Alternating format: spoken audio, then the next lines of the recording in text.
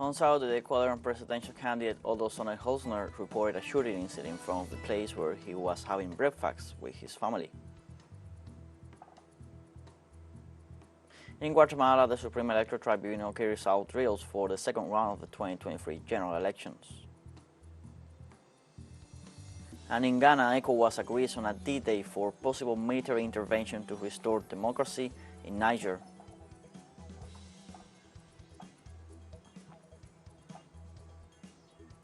Hello, welcome to From the South. I'm Luis Alberto Matos from the TeleSUR studios in Havana, Cuba. We begin with the news.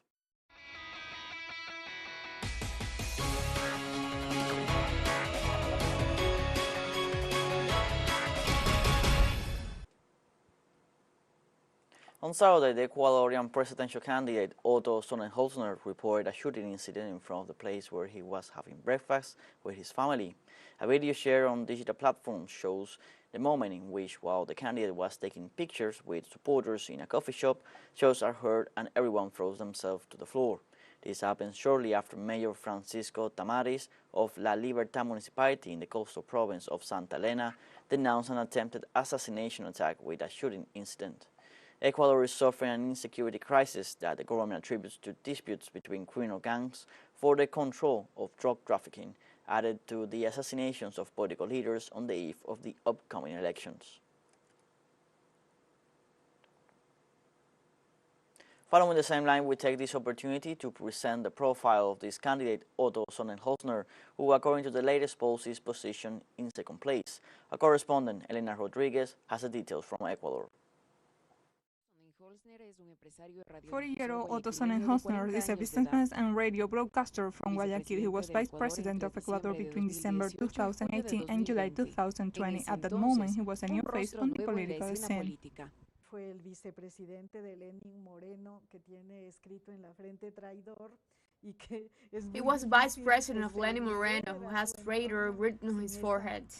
And it's very difficult to read the people around him with a dozen tattoo on his forehead, which was not only a betrayal of the political project that brought him to power, but also a betrayal of the people, because everything they both did in the government, Lenin Moreno and Sonnenholzner, was aimed at transferring power to the elites and institutionalizing the country.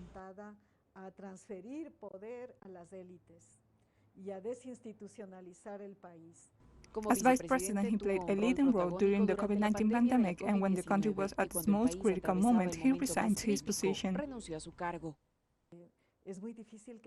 It is very difficult to dissociate himself from having escaped from power when he was unable to give a concrete response to a situation that was one of the most painful for the people here. That is, let us remember that the neglect and opportunism that prevailed at the time led to the people dying in streets, in their homes, and to Ecuador being recognized as one of the countries in the most critical condition in terms of public policy at that time.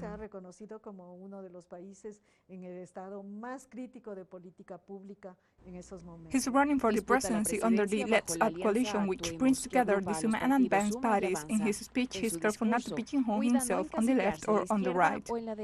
That's why with us there will also be prosperity for the families, peace in the streets, money in the homes, prosperity for the family that needs the state to guarantee its education, its health, its security, the family that needs to live in a country that gives them hope, here in their own land, not somewhere else. Sonnenholzner is an economist by trade. He recently received a master's degree in public administration from Harvard. His campaign proposal is based on 5 axes with special focus on security and social investment. According to the numbers that I have been able to analyze, Sonnenholzner could be competing for a second place, and it could be a hug threat if he were to be on a runoff elections against the citizen revolution, because he could pull together a large coalition to confront the citizen revolution. The Citizens' Revolution movement is represented by Luisa González, who, according to several surveys, has at present around 30 percentage points of voting intention versus almost 12 points for Sonnenholzner. His running mate, Erika Paredes, is a newcomer to the political scene, but not to the public arena. She has a degree in international affairs and has worked for the United Nations organization. On August 20th, more than 13 million Ecuadorians will go to the presidential election to elect their new representatives from among 8 candidates. Elena. In Ecuador, the mayor of the canton La Libertad in the province of Santa Elena, Francisco Tamares, announced an attack against him. The mayor said that the armored vehicle in which he was traveling had been hit by at least 30 bullets. Tamares added that alleged police officers were the perpetrators of the attack, according to a video posted on social media. Tamares was traveling with his wife and 2 other persons associated with the family, who claimed that they were approached by an unidentified police national car.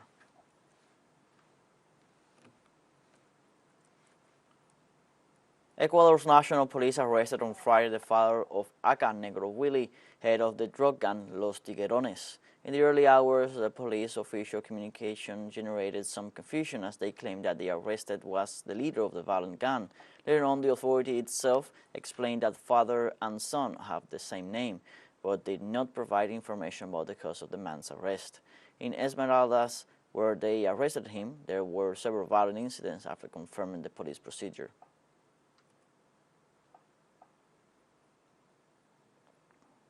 And family members of Fernando Villavicencio filed a complaint against President Guillermo Lasso for fraudulent omission after the candidate's assassination on August 9th. The family's lawyer, Marco Jaulema, expressed that these denouncements to the Ecuadorian state are due to the lack of security guarantees for the life of Fernando Villavicencio, despite the death threats against him. Jaulema explained that for them, this is a state crime, but that it will depend on the investigations carried out by the Attorney General's office and the elements of conviction that are presented. The lawyer also indicated that the penalty for the crime the authorities are accused of is 22 to 26 years in prison if there are no aggravating circumstances.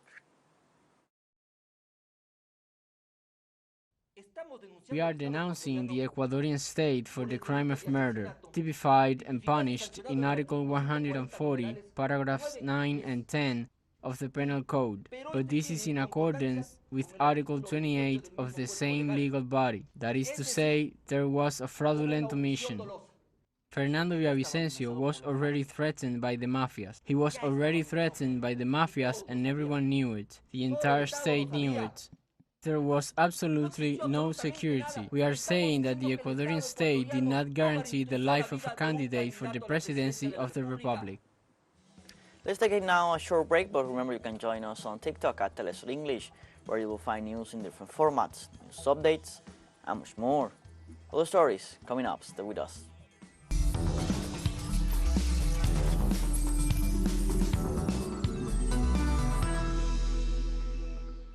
Welcome back from the South.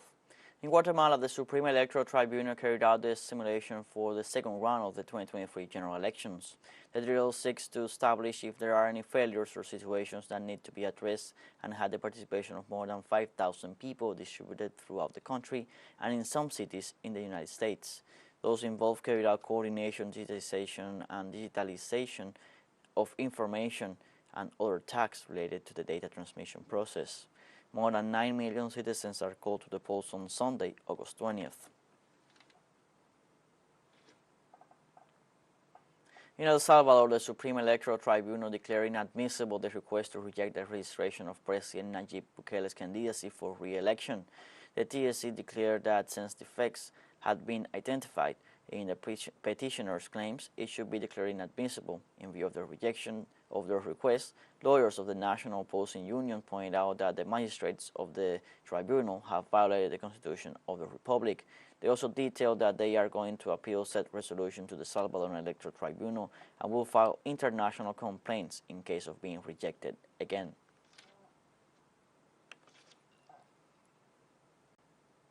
U.S. President Joe Biden met with leaders of Japan and South Korea at the first trilateral summit in Camp David to forge new alliances.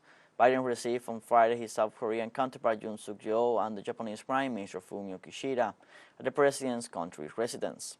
According to a White House statement, the tripartite summit will issue a joint statement establishing a shared security perception and interest with reference not only to China but also to the Democratic People's Republic of Korea and the Russia-Ukraine conflict. In Greece, at least 90 migrants were rescued in the Aegean Sea The undocumented migrants were taken to the island territory of Leros, where they will be identified and processed. The Coast Guard said that several patrol boats and 3 civilian vessels took part in the rescue. The incident occurred amid an increase in unauthorized arrivals in recent weeks, attributed by Greek authorities to ongoing and expanding conflicts in Africa. In the context, the Greek government said it had not changed its policy of intercepting boats at sea, a practice that human rights groups say includes illegal summary deportations, also known as hot returns.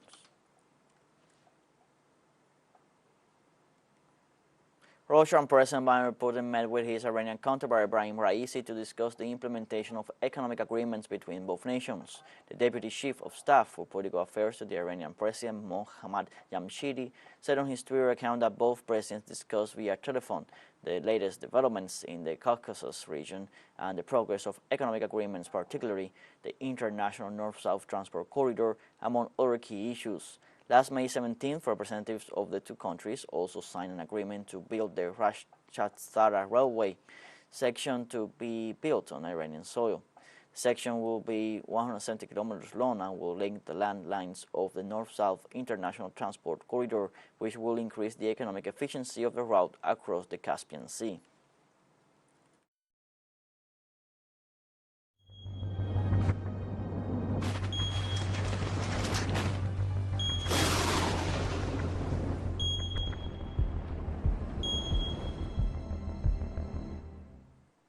On Friday, firefighters made progress in the fight against a huge wildfire on the Spanish holiday island of Tenerife that has forced the evacuation of thousands of people.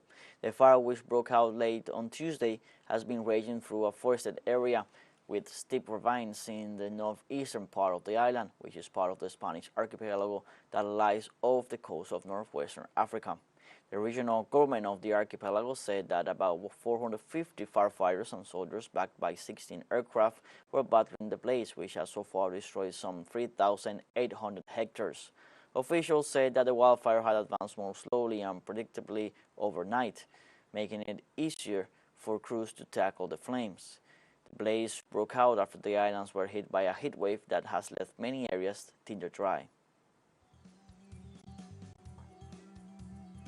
We have a second short break coming up, but before we invite you to visit our YouTube channel at TeleSUR English.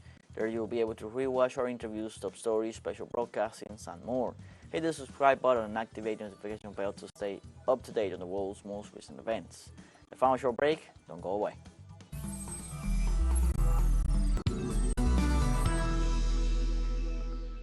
Welcome back from the South. In Ghana, the Economic Community of West African States agreed on a D-Day for possible military intervention to restore democracy in Niger. The information was provided by the bloc's Commissioner for Political Affairs, Peace and Security, Abdel Fattah Musa, during the closing ceremony of a two-day meeting of West African Army chiefs in Ghana. The chief met to fine-tune details of the potential military operation to restore Bazoum if ongoing negotiations with the coup leaders failed. Military officers deposed Bazoum on July 26 and have defied calls from the United States, United Nations, Ecowas, and others to reinstate him. A bloc official said on Thursday that most Ecowas 15 member states are ready to join the intervention force, except Cape Verde, and those also under military rule, Mali, Burkina Faso, and Guinea. To go anytime the order is given. The D-Day is also decided, which we are not going to disclose. There will be no more meetings of the chiefs of defense staff. Tomorrow, there is the possibility of an ECOWAS mission going into Niger to continue to pursue the peaceful path, to restoration of constitutional order. So I don't think we must focus on the military aspect. We are ready to resolve it peacefully, but it takes two to tango. In Angola, President João Lourenço called on the member states of the Southern African Development Community to speed up the ratification of the operationalization of the Development Fund. The request was made in the context of Angola's acceptance of one-year rotating presidency of the group. President Lourenço pledged to work on diversifying the sources of funding for projects and programs at member state and regional level. According to João Lourenço, during his presidency, there will be a strong focus on human capital, with the main challenge being the training and technical vocational qualification of young people. During Angola's mandate, the group region will see elections in the Democratic Republic of the Congo, the Kingdom of Eswatini, Madagascar, and Zimbabwe, which the regional organization will monitor in order to guarantee peaceful, free, and fair elections.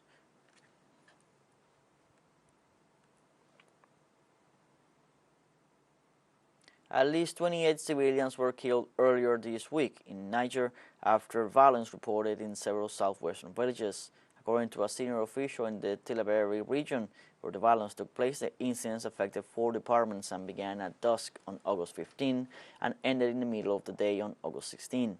A local source in Ayuru, one of the departments affected, said 4 people were killed and 26 wounded by knives and firearms. The military authorities who overthrew President Mohamed Bazoum on July 26 have not confirmed the incidents. According to a security source, around 100 civilians have been killed in the violence of the so-called tri-border region between Burkina Faso, Mali, and Niger. According to a member of TeleSUR's civil society, the violence is due to a cycle of reprisals between herders and sedentary people who live together in the area.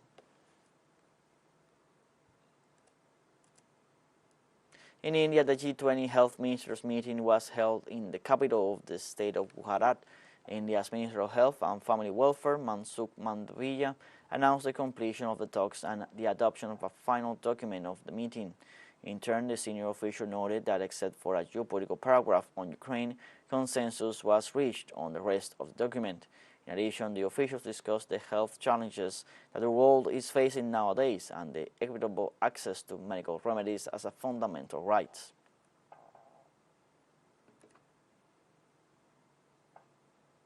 In Pakistan, civil society activists and members of the Christian community demonstrated in Karachi in solidarity with Christians after a mob attack.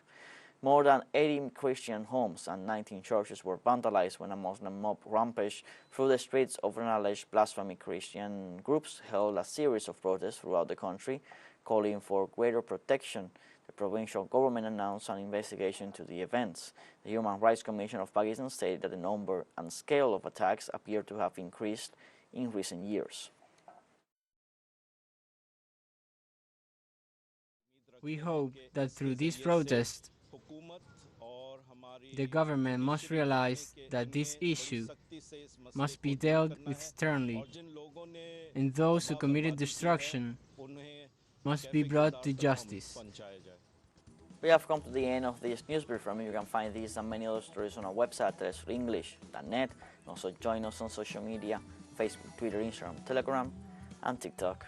For TeleSUR English, I'm Luis Alberto Matos. Thank you for watching.